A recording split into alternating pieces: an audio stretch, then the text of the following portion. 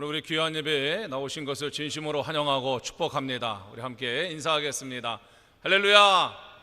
우리 옆에 계신 분들에게 축복의 통로가 되시기 바랍니다 하고 인사하시기 바랍니다.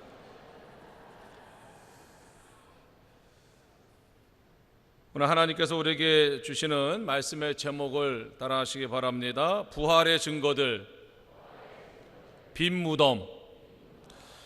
여러분, 예수님이 이 땅에 오셔서 큰 일들을 많이 하시고 이제 하늘나라에 가셨습니다. 그 이후에 사람들이 예수님에 대해서 많은 기록을 남겼어요. 예수님의 입장에서 예수님이 하신 일 가운데 어떤 일이 가장 중요하게, 가장 자세하게 기록되기를 원하셨을까요? 예수님이 많은 일 하셨지요. 무리도 걸으셨고, 또 5천 명도 먹이셨고, 중풍병자도 고쳐주셨고, 또 많은 설교도 하셨고, 3년이 짧은 시간 같지만 그 기간 동안에 예수님이 많은 일을 하셨어요. 그러나 그 중에서도 예수님이 어떤 일을 하시면서 가장 그 마음에 깊은 생각을 가지고 하셨을까? 또 예수님이 하늘나라로 가시면서 자기의 생애를 사람들이 기록할 때, 자신의 삶을 사람들이 생각할 때, 이 일만큼은 정말 잘 기록했으면 좋겠다. 이 일만큼은 정말 잘 생각했으면 좋겠다. 또 이 일만큼은 많은 사람들에게 알려졌으면 좋겠다. 그 일이 바로 예수님이 죽으신 일과 부활하신 일입니다. 왜냐하면 예수님은 그것 때문에 이 땅에 오셨거든요. 예수님이 그동안 했던 모든 일들의 마지막 하이라이트는 바로 십자가의 죽으심과 부활입니다. 우리가 축구 경기를 볼 때 골키퍼로부터 시작해서 공이 출발합니다. 중간에 수비도 거치고 패스도 하고 여러 가지 작전이 오갑니다. 그러나 그 모든 것들은 기록되지 않아요. 중요하지요.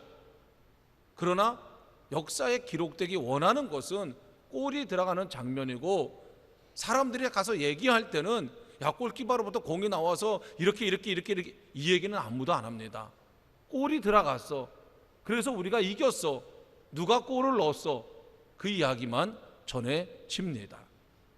마찬가지로 예수님도 자신이 하셨던 많은 일들 가운데 이 부활 사건, 이것이 예수님의 하이라이트고, 이것 때문에 예수님이 이 땅에 오셨기 때문에 모든 사람들이 다른 건 기억하지 못하더라도, 다른 건 자세히 알지 못하더라도 이 부활 사건에 대해서만큼은 정말 자세히 알았으면 좋겠다.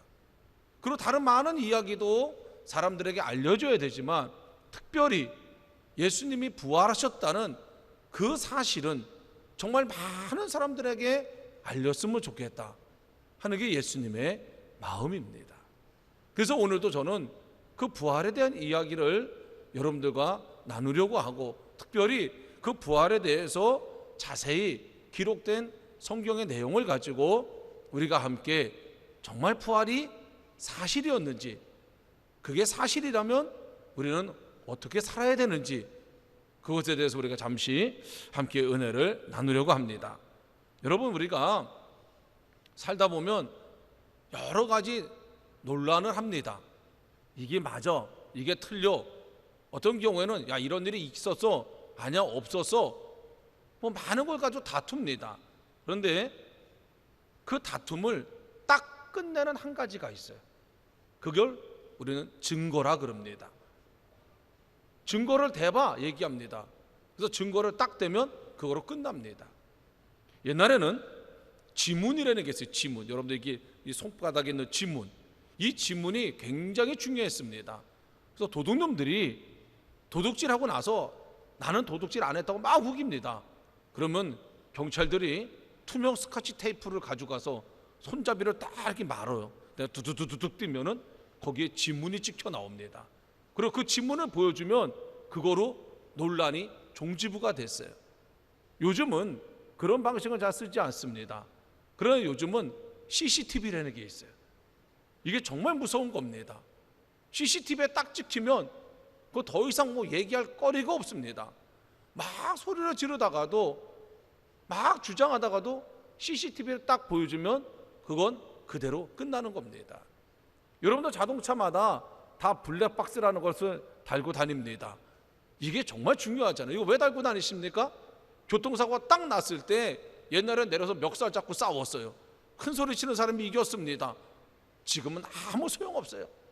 버럭버럭 소리를 지르든 뭐 고함을 치든 난리를 쳐도 아무 소용이 없습니다. 블랙박스만 딱 틀어보면 누가 잘못했는지를 정확하게 알 수 있어요. 이런 것들을 우리가 증거라고 얘기합니다. 자, 예수님의 부활에 대해서는 어떤 증거가 있을까? 제가 2주 전에 정황에 대한 설명을 해드렸습니다. 예수님을 제자들이 이런 삶을 살았는데 이런 삶을 살 수밖에 없었던 그 정황이 뭘까?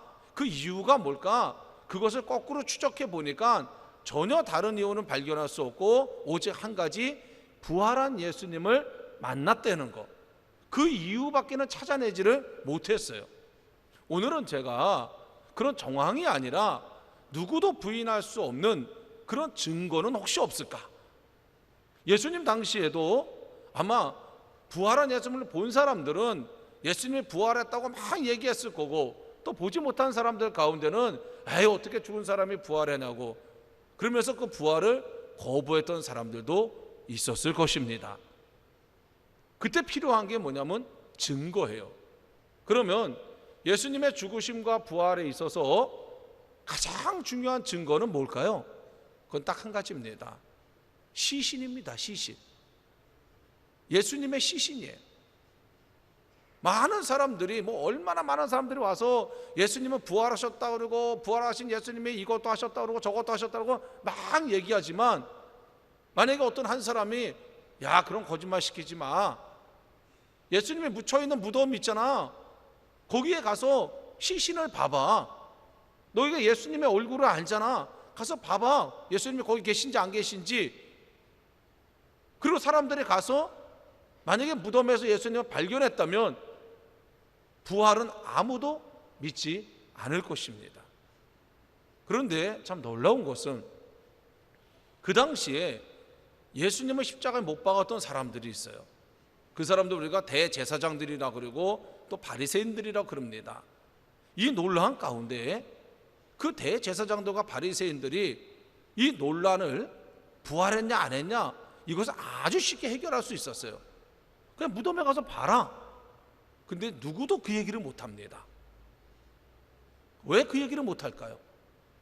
이미 대제사장들과 바리새인들은 예수님이 계셨던 무덤에를 가봤겠죠. 그 논란이 시작되자마자, 그 얘기를 듣자마자 제일 먼저 그 사람들이 뭘 확인했겠어요? 그 말하는 사람들을 잡아왔겠습니까? 아니에요. 누구를 시켰던가 아니면 궁금해서 자신들이 그 무덤에 찾아갔겠죠. 근데 가봤더니 예수님이 안 계신 거예요. 이때부터 이 사람들은 이제 혼란에 빠진 겁니다. 이걸 어떻게 수습할 방법이 없는 거예요. 왜냐하면 야, 예수님은 부활하지 않았어 라고 얘기했다면 그 부활했다는 사람들이 그럼 예수님 시신을 보여주세요. 그럼 이 사람들은 보여줄 방법이 없습니다. 왜냐하면 시신이 없는데 어떻게 보여줘요? 그러니까 예수님 십자가에 못 박았던 사람들은 이 대혼란이 빠졌어요. 이 이야기를 아주 자세하게 정확하게 기록된 성경이 바로 오늘 우리가 읽은 마태복음 27장입니다. 물론 누가복음에도 있고 마가복음에도 있고 요한복음에도 있어요. 그런데 특별히 제가 이 마태복음을 선택한 이유는 이 마태복음, 마가복음, 누가복음, 요한복음은 그냥 막 쓴 책이 아닙니다. 다 누군가를 대상으로 놓고 썼어요. 아, 이 책을 누가 읽었으면 좋겠다. 특별히 이 마태복음은 누구를 대상으로 쓴 책이냐면 유대교에서 기독교로 개종한 사람들이 있었습니다. 그 사람들에게 쓰여진 글이에요. 그래서 그 사람들을 위해서 유대인들이 예수님을 믿을 수 있게끔 그들의 관점에서 예수님을 설명했어요. 근데 그 당시는 유대교 문화가 전체적으로 다 유대교 문화였기 때문에 이 마태복음을 우리가 읽고 이 마태복음을 통해서 예수님의 죽음과 부활을 우리가 공부하는 게 가장 정확합니다. 그래서 제가 오늘 마태복음을 읽고 이제 여러분들과 함께 한 4가지 정도로 짚어보겠습니다. 그리고 여러분들이 이 설교 들은 다음에 난 그래도 예수님이 부활한 것을 믿을 수가 없습니다, 그렇게 얘기하면 참 어려운 일이 됩니다. 그런 분들은 개별적으로 저를 찾아오시면 제가 더 자세하게 설명을 드릴 테니까 여러분들이 이 설교 들은 다음에 제가 꼭 부탁드리기는 이 설교를 여러분들이 꼭 주중에 다시 한번 유튜브나 뭐 페이스북이나 우리 교회 홈페이지 통해서 다시 한번 보시고 2주 전에 제가 했던 설교도 꼭 한 번 더 보셨으면 좋겠어요. 자, 우리가 이렇게 만약에 여기 기록되어 있다면 예수님의 부활을 믿지 않아도 됩니다. 예를 들면 이런 거죠. 여기 보면 죽은 시신을 어떻게 다루는지에 대한 이야기가 성경에 나와 있고요, 그 다음에 어떻게 장사를 지내는지가 나와 있습니다. 그런데 만약에 죽은 시신을 다루는 그런 내용이나 장사를 지내는 그런 내용이 그 당시 풍습과 다르다, 그러면 그 얘기는 믿지 않아도 됩니다. 예를 들면 이런 겁니다. 자, 우리 교인은 어떤 분이 돌아가셨는데 제가 그분이 돌아가신 거에 대해서 이제 글을 썼습니다. 뭐라고 썼냐면 2019년도 5월 달에 우리 교인 한 분이 돌아가셨는데 그분이 돌아가시자마자 우리가 그분을 한강물에 띄워서 바다로 흘러내려 보냈습니다, 이렇게 글을 썼어요. 그럼 여러분들 믿겠어요, 안 믿겠어요? 아무도 안 믿습니다. 왜? 그거는 여러분들이 알잖아요. 지금 사람이 돌아가시면 그 시신을 어떻게 처리하는지 너무나 잘 아는데 전혀 엉뚱한 얘기를 쓰고 있으니까 그거는 믿으면 안 됩니다. 여러분들 한 가지만 제가 더 말씀드리면, 우리는 지금 대한민국에 살고 있고 이 사건이 일어난 지 한 2000년이 지난 상태입니다. 우리의 생각만을 가지고 이것을 읽으시면 안 돼요. 여러분들이 지금 2000년 전으로 가서 이 이스라엘 땅에 살고 있다고 생각하고 이 성경을 읽고 이해하셔야 돼요. 그러면 훨씬 더 쉽게 이해할 수가 있습니다. 자, 여기 보면 그 당시에 유대인들은 어떻게 장사를 지내냐면요, 죽은 분을 물로 씻긴 다음에 하얀 천으로 두르거나 아니면 세마포, 우리로 얘기하면 배옷입니다, 그런 것을 두두두두 둘어서 그 다음에 이제 무덤에다가 안장을 했습니다. 그런데 어떻게 했냐면 2가지 방법을 썼어요. 돈이 없고 가난한 사람들은 땅을 파가지고 땅에 묻었습니다. 근데 돈이 있고 부자인 사람들은 돌을 파서 굴을 만들거나 아니면 기존에 굴을 사가지고 그 굴 안에다가 큰 널쩍한 돌멩이를 놓고 그 위에다가 시신을 놔뒀어요. 그러니까 2 종류 사람들이 있었던 거죠. 지금 우리랑은 완전히 다릅니다. 그러니까 여러분들이 지금 우리가 하는 거랑 다르네, 이래서 이거는 거짓말이네, 이렇게 얘기하시면 안 되고, 그 당시에 다른 사람들이 했던 거랑 다르면 안 된다는 거죠. 장사는 보면 다 다릅니다. 우리 한국과 미국은 완전히 다르죠. 우리 한국은 사람들이 돌아가시면 장례식장으로 모시고 그리고 거기서부터 3일 동안 조문객을 받고 같이 식사도 대접하고 거기서 다 합니다. 근데 미국은 그렇지 않아요. 미국은 돌아가시면 그분은 영안실로 가고 가족들은 집으로 갑니다. 그리고 그 다음날 입간 예배 시간에 잡히면 그 시간에 정해진 장례식장으로 와서 다시 시신을 모셔오고 입간 예배를 드리고, 그리고 다시 시신은 냉장고로 가시고 식구들은 다 집으로 가세요. 그리고 그 다음날 발인 예배 때 다시 모여서 또 만나고, 완전히 우리랑 달라요. 옷도 마찬가지입니다. 우리 한국은 돌아가시면 배옷을 입히잖아요. 미국은 그렇지 않아요. 돌아가시면 가족을 불러가지고 이 고인이 평상시에 좋아했던 옷 중에서 깨끗한 옷 한 벌 가져오세요, 그래요. 그러면 그걸 갖다 드리면 그 다음날 입간 예배 드릴 때 그분이 그 옷을 입고 계십니다. 그리고 우리 한국은 입간을 하면은 관을 딱 닫고서 더 이상 열지 않아요. 근데 미국은 예배 드릴 때마다 문을 열어요. 그래서 저는 한번 제가 미국에 살 때 다른 분 장례식장에 갔는데 아무도 없는 예배당에 혼자 이렇게 지나가는데 보니까, 이렇게 딱 보니까 저쪽에 관이 있는 거예요. 사람은 한 명도 없는데, 근데 어떤 남자분이 이렇게 누워 계시더라고요. 근데 그 반을 이렇게 딱 영화에서 보듯이 이렇게 딱 열어놨는데 이게 가면서 보니까 막 섬찟하더라고요. 거기 그렇게 열어놔요. 그리고 마지막에 발인 예배가 다 끝나고 나면 목사님이랑 직계 가족만 모여서 기도하고, 자 이제 영원히 닫습니다. 그러면 그때 이제 간 뚜껑을 이렇게 닫습니다. 완전히 달라요. 그러니까 여러분들이 이 성경을 읽으면서 우리랑 다르네, 우리랑은 다릅니다. 그러나 우리가 살펴봐야 될 것은 우리랑 같은가 다른가가 아니라 그 시대의 문화를 그대로 잘 여기다 기록을 했는지 안 했는지를 우리는 따져야 됩니다. 아까 제가 말씀드렸듯이 그렇게 세마포로 싸서 가난한 사람은 땅에 묻고 부자는 이제 굴에 묻습니다. 그리고 이 유대인들은요, 장사를 2번 지내요.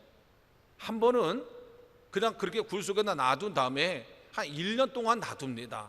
그러면 어떻게 되냐면 살이 다 이제 썩어서 없어지고 뼈만 남죠. 그러면 한 요만한 그 석회암으로 만든 자그마한 관이 있어요. 거기다가 그 뼈만 다 추립니다. 그래가지고 그것은 또 다른 가족묘가 있어요. 거기 가면은 조상 대대로 돌아가신 분들의 요만한 뼈를 담은 유골함을 그냥 다 싸놔요. 이게 유대인의 풍습입니다. 오늘 그러면 이 풍습대로 예수님에 대한 죽음도 기록이 되어 있는지 안 되어 있는지를 우리가 살펴봐야 됩니다. 자, 마태복음 27장을 한번 보세요. 자, 59절서부터 보겠습니다. 자, 59절서부터 제가 읽어드릴게요. 요셉이 시체를 가져다가 정한 세마포에 싸서 바위 속에 판 자기 새 무덤에 넣어두고 큰 돌을 굴려 무덤 문에 넣고 가니, 이렇게 나와 있어요. 이거는 정확하게 그 당시에 했던 그런 시신을 다루는 방법과 매장을 하는 그 방법을 그대로 예수님이 따랐다는 겁니다. 그러니까 예수님을 특별하게 한 것이 아니라 그대로 그 당시에 대해서 그 문화대로 한 것을 여기에 기록하고 있어요. 자, 2번째, 여러분들이 아셔야 될 게 예수님의 장례에 대한 그 기록을 할 때 여기에 보면 누구나 확인할 수 있는 사람들의 이름이 나옵니다. 이게 굉장히 중요한 거예요. 자, 예를 들면 어떤 일에 여러분들이 관여하지 않았어요. 거기 가지도 않고 알지도 못합니다. 근데 어떤 사람이 글을 쓰는데 거기 여러분들이 이름을 집어넣은 거예요. 어떤 사람이 이 장소에 있었습니다. 어떤 사람들이 이 일을 했습니다. 그럼 여러분도 어떻게 하겠어요? 아니라고 얘기하겠죠. 또한 그 글을 읽은 사람들이 여러분들을 찾아와서 당신 정말 거기 있었어요? 당신 정말 그 일 했어요? 물어보겠죠. 그러면 이것을 뒤집어서 제가 글을 쓰는 사람입니다, 제가 거짓말을 한다고 한다면 여러분들의 이름을 거기다 쓰겠습니까? 더더욱이나 유명한 사람의 이름을 거기다 쓰겠습니까? 왜냐하면 그러면 금방 발각이 나는데요. 그 사람 찾아가서 아니 당신이 이 일 했습니까? 그럼 내가 안 했는데요? 이러면 끝나버립니다. 그렇기 때문에 만약 예수님의 죽으심과 부활에 대한 이 사건이 거짓말이라면 굳이 사람의 이름을 써야 될 필요가 없습니다. 그러나 반대로 이 일이 정말 사실이다, 그리고 나는 많은 사람들이 이 일을 알았으면 좋겠다라는 생각을 가졌을 때 내가 선택할 수 있는 방법은 뭡니까? 그 사건에 개입한 사람들 중에, 그 사건을 알고 있는 사람들 중에 가장 유명한 사람의 이름을 써놓겠죠. 그래야 신뢰가 가니까요. 그 얘기는 뭡니까? 누구든지 그 사람한테 가서 물어보십시오. 그 일이 진짜인지 아닌지를 확인하십시오. 그 얘기입니다. 오늘 여기 누구 이름이 나오냐면 3사람 이름이 나오는데, 오늘 여기 성경에 보니까 57절 한번 보세요. 57절 보니까 저물었을 때에 아리마대 부자 요셉이라고 하는 사람이 왔으니 그도 예수의 제자라. 여기 처음 등장하는 사람이 부자면서 요셉이라는 사람입니다. 근데 이 요셉이라는 사람이 누군가? 다른 성경에 보니까 마가복음 15장에 보니까 요셉을 존귀한 공회원이다 이렇게 표현하고 있어요. 그 사람은 존귀하다는 건 뭡니까? 많은 사람들에게 인정을 받고 있는 사람이에요. 공회원이라는 건 뭐냐면 우리로 따지면 아주 고급 관료를 얘기하는 겁니다. 이거는 이 나라 안에 70명밖에 없어요. 그러니까 그 지역에 사는 모든 사람들은 이 아리마대 부자 요셉을 누구나 다 알고 있습니다. 그러니까 이 글을 쓰는 이 사람 입장에서는 당신들이 다 아는 요셉이란 사람이 예수님의 시신을 갖다가 장사를 지냈으니 궁금한 사람은 그 사람한테 가서 물어보시면 됩니다. 그 얘기예요. 자신이 있는 거죠. 그 다음에 또 누구 이름이 나오냐면 58절에 보니까 이 아리마대 부자 요셉이라는 사람이 빌라도에게 가서 예수의 시체를 달라 그럽니다. 빌라도는 누굽니까? 총독이에요. 아주 쉽게 얘기하면 최고의 권력자입니다. 자, 여러분 한번 생각해 보세요. 제가 이 글을 쓰는 사람입니다. 제가 자신 없는데 최고의 권력자의 이름을 거짓말로 쓸 수 있겠습니까? 그러면 그 최고의 권력자가 저를 가만 놔두겠어요? 난리가 나겠죠. 근데 어떻게 내가 그 얘기를 쓸 수 있을까요? 자신이 있으니까, 사실이니까 누구든지 가서 확인하라고 쓰는 겁니다. 그뿐만 아니라 61절에 보니까 거기 막달라 마리아와 다른 마리아가 무덤을 향하여 앉았더라. 자, 막달라 마리아와 다른 마리아는 어떤 사람입니까? 아주 누구나 쉽게 만날 수 있는 사람이에요. 아주 쉽게. 만약에 우리가 일반적인 평민입니다. 우리가 요셉이라는 사람은 만나기 어려울 수 있어요. 내가 궁금해도 빌라도를 찾아가서 만나자고 그랬을 때 빌라도가 만나주지 않을 것입니다. 그러나 여기 막달라 마리아와 다른 마리아는 우리 동네 같이 사는 아줌마예요. 이 사람들은 특별히 약속을 할 필요도 없고 특별히 예약을 할 필요도 없습니다. 누구나가 가서 만날 수가 있는 거죠. 오늘 이 예수님의 사건을 기록한 이 사람은 그냥 막 기록한 게 아니라 그 머릿속에 이것이 사실임을 내가 어떻게 하면 잘 증명할 수 있을까? 또 이 이야기가 앞으로 많은 사람들에게 전해질 텐데 그 많은 사람들이 들었을 때 직접 부활한 예수님을 만나지는 못했지만 이 이야기를 통해서 부활을 부인할 수 없는 사실이라는 것을 어떻게 하면 알게 할까? 그러한 마음을 가지고 이걸 기록한 거지 그냥 대충 기록한 게 아닙니다. 그래서 사람의 이름을 넣을 때도 꼭 필요한 사람, 특별한 사람, 신뢰가 될 만한 사람들을 골라서 그 이름을 넣은 것이죠. 그래서 이 사람들을 통해서 확인을 하려는 겁니다. 만약에 거짓말 같으면 절대로 이렇게 이 사람들의 이름을 넣을 수가 없겠지요. 세 번째로 요셉이 예수님을 장사한 무덤이 만약에 확실하지 않다 그러면 사람들이 거짓말이라고 생각할 수도 있을 것입니다. 왜냐하면 그 당시에는 이 무덤들이 굉장히 많았어요. 특별히 오늘도 여기 보면 이 아리마대 부자 요셉이라는 사람이 예수님의 시체를 달라 그래서 자기가 60절에 보니까 바위 속에 판 자기 새 무덤에 넣었다 그랬습니다. 부자들은 옛날에 우리나라도 부자들이 묘를 미리 사놨잖아요. 마찬가지로 이 당시에도 부자들은 이미 그 묘를 미리 사놨습니다. 그래서 만약에 사람들이 너네가 얘기한 그 무덤이 비었다는 것은 그건 다른 무덤이야 이렇게 얘기할 수도 있어요. 왜냐하면 빈 무덤들이 많이 있었으니까. 그런데 오늘 여기는 그렇게 얘기할 수가 없어요.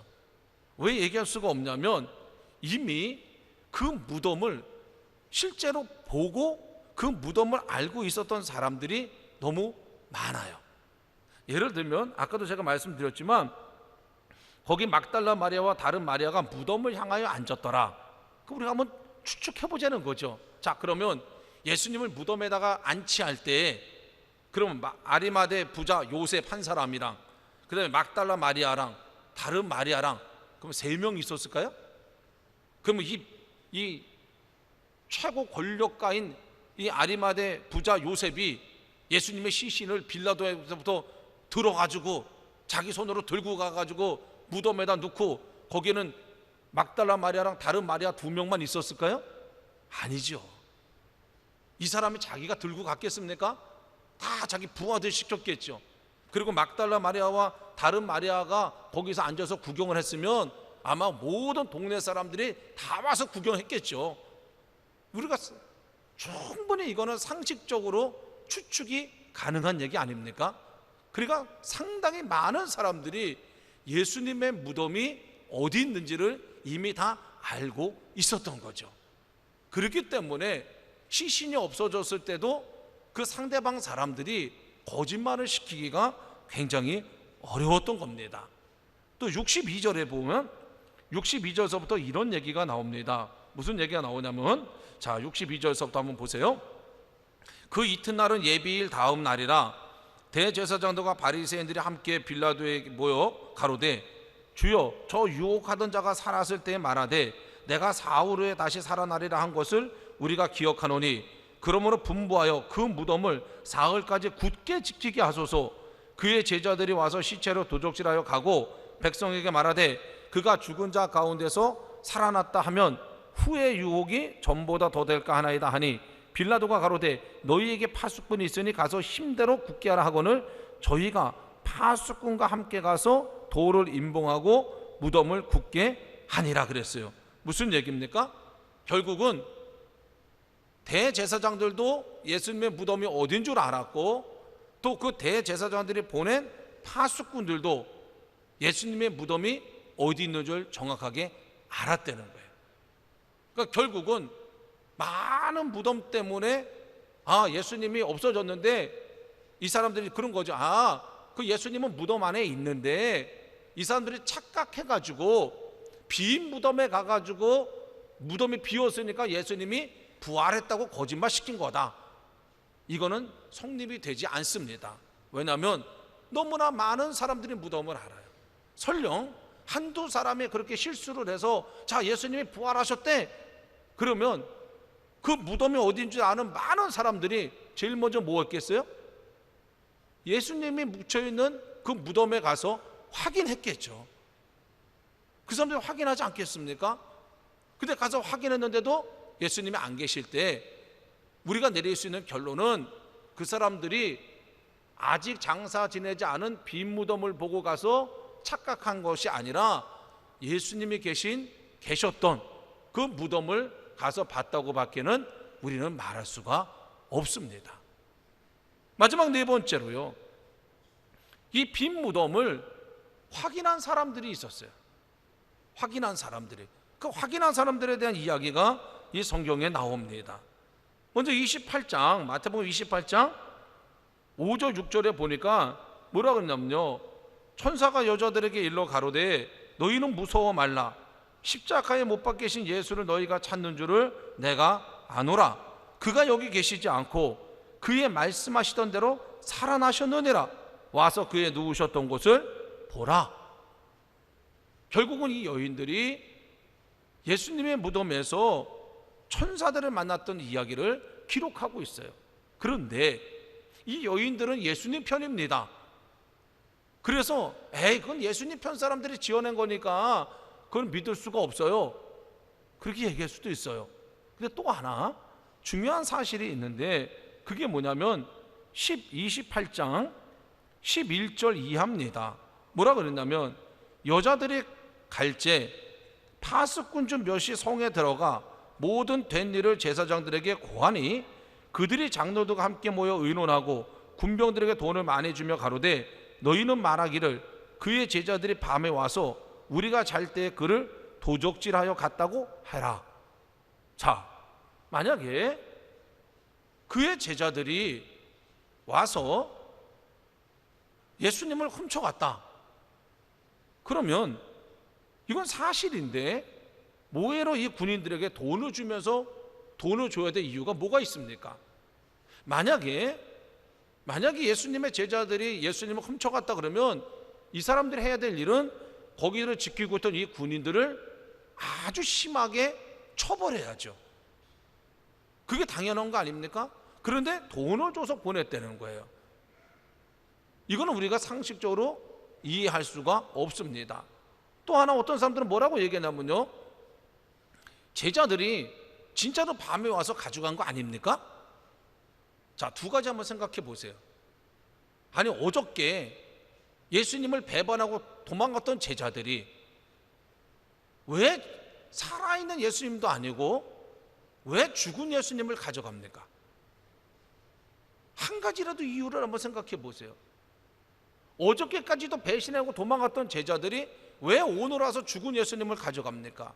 또 하나, 그 죽은 예수님 가져가다가 걸리면 지금 그 앞에 군인들이 지키고 있어요. 그 군인들과 싸워서 가져갈 수 있겠어요? 자, 설령 싸워서 가져갔다고 치잔 말이죠. 그렇다고 한다면 이 군인들이 이 대제사장에게 가서 보고할 때 온몸에 피가 나고, 왜냐하면 그들이 얼마나 치열하게 싸웠겠어요. 그냥 제자들이 왔는데 얼른 예수님 모시고 가세요, 이러진 않았을 거 아닙니까? 엄청나게 치열하게 싸웠을 거 아니에요. 그 피도 흘리고 뭐 부상도 입은 사람도 있어야 되는데 그런 사람들이 하나도 없어요. 자, 그럼 또 한 가지, 이것마저도 지어낸 글이 아니겠는가?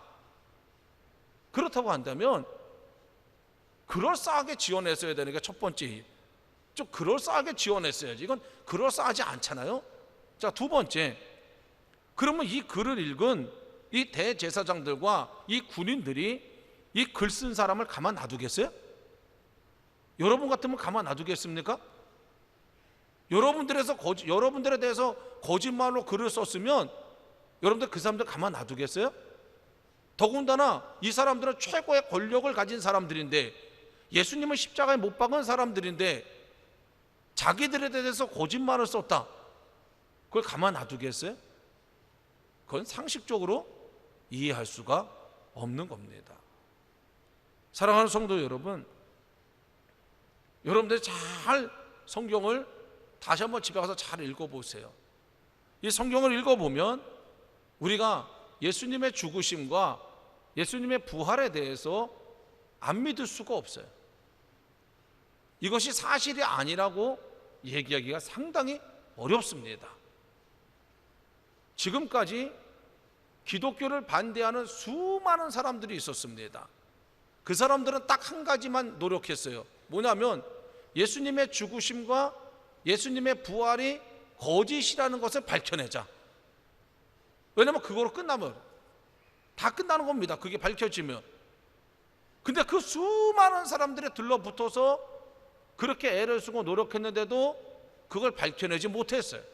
오히려 그들이 아마 이럴 겁니다 라고, 제가 아까 말씀드린 그 내용들이요, 제가 만드는 내용이 아니라 다 그런 분들이 나름대로 연구하고 추측해서, 이거 아마 제자들이 가져간 걸 거다, 이건 아마 거짓말을 한 걸 거다, 이건 아마 지어낸 얘기일 거다, 이런 얘기를 하면 할수록 예수님의 죽으심과 부활을 더 정확하게 사실로 만들 수밖에 없는 그런 결과를 가져오게 됩니다.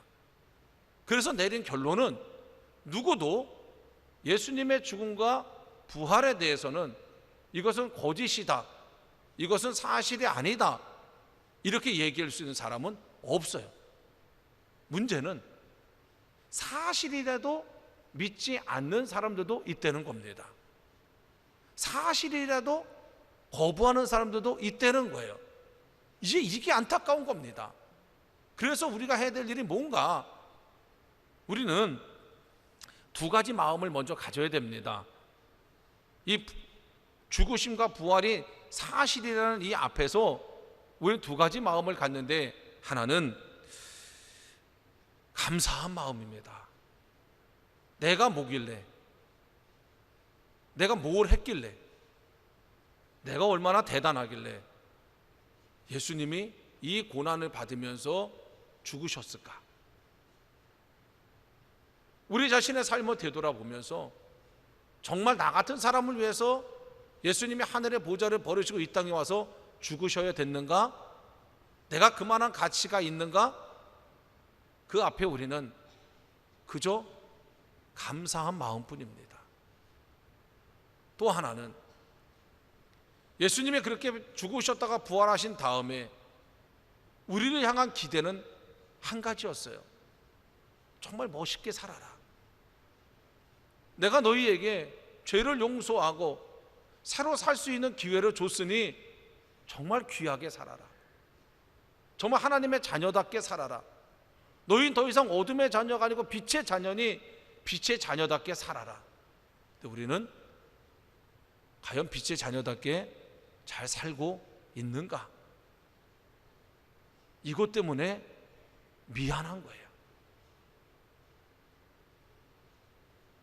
제가 장례식에 가서 입간을 할 때 자녀들이 부모님의 입간을 모시면서 마지막에 이제 그 장례를 돕는 분이 자 이제 마지막으로 부모님 얼굴 보고 하시고 싶은 말 하세요. 그러면 딱 두 마디 말하더라고요. 두 가지 말. 하나는 미안합니다. 모든 사람들이 그 얘기합니다. 미안합니다. 미안합니다. 미안한 거죠. 왜 미안해요? 내가 뭐라고 나 같은 자식을 위해서 애쓰고, 내가 뭐라고 나 같은 자식을 위해서 눈물 흘리고, 내가 뭐라고 나 같은 자식을 위해서 기도하고, 그러니 미안한 거예요. 그래서 마지막에 하는 말은 다 미안합니다요. 그 다음에 하는 말은 뭐냐면요, 잘하겠습니다. 다 그 얘기입니다. 잘하겠습니다. 뭘 잘하겠다는 얘기예요? 어머니가 나에게 해주신 말씀 이제 내가 잘 지키겠습니다. 아버지가 나에게 기대하는 거 내가 이제 잘하겠습니다. 이 두 마디입니다. 저는 우리 예수님의 죽음과 부활 앞에서 우리도 똑같지 않는가? 정말 미안합니다. 내가 뭐라고 정말 미안합니다. 주님 잘하겠습니다. 잘하겠습니다. 그 예수님이 부활하시면서 우리에게 기대하시는 게 뭡니까? 딱 두 가지예요. 하나는 축복의 시작이 되라. 너 하나로 끝나지 말고 네 자손이 영원히 복받을 수 있게 네가 축복의 시작이 되라. 네 자녀에게 나의 죽음과 부활에 대해서 정확하게 가리키고, 나의 죽음과 부활이 어떤 의미가 있는지를 정확하게 가리켜라. 축복의 근원이 되라. 두 번째는 내가 너희를 사랑했던 것처럼 너희도 내 이웃을 사랑해라. 이 두 가지를 예수님이 기대하시면서 하늘나라로 가신 겁니다. 사랑하는 성도 여러분, 이제는 우리가 예수님이 진짜 이 땅에 오셨는가, 진짜 죽으셨는가, 진짜 부활하셨는가, 그거에 대해서 여러분들이 시간을 낭비하지 마세요. 이제는 미안한 마음, 감사한 마음 가지고 예수님의 기대, 예수님의 꿈인 우리와 우리 자손이 영원히 복받기를 원하신다는 그 꿈을 우리가 꼭 이뤄드리는, 그래서 이번 5월에 우리의 가정의 모든 식구들이 다 주님을 만나는 그런 축복이 여러분들을 통해서 여러분들의 가정과 가문에 꼭 나타나게 되시기를 주의 이름으로 축원합니다. 오늘은 제가 한번 기도하겠습니다. 하나님, 정말 감사합니다. 아무것도 아닌 우리를 위해서 예수님을 보내주시고 그 주님이 십자가에 죽으시고 부활하심으로 온 인류가 역사적인 대전환을 이루었습니다. 우리의 인생이 바뀌었고 우리의 자녀의 인생이 바뀌었습니다. 하나님, 그 하나님의 은혜와 사랑을 우리의 마음에 잘 간직하고 이제 하나님의 뜻대로 귀하고 멋진 삶을 살 수 있도록 우리 하나님 도우시고 함께하여 주시옵소서. 감사하며 예수님의 이름으로 기도하여 싸움나이다. 아멘.